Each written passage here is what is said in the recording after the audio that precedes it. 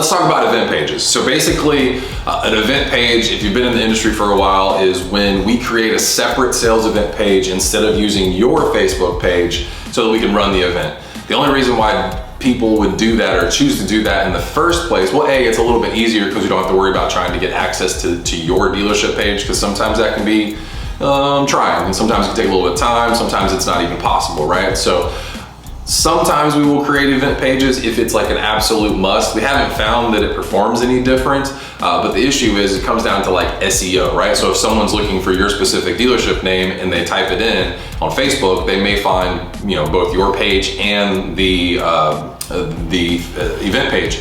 And what happens is if they find the event page and they go to it, no one's watching it, right? Like if they find it when we're not doing an event and they send in a message or whatever, there's no one there to respond to those incoming messages.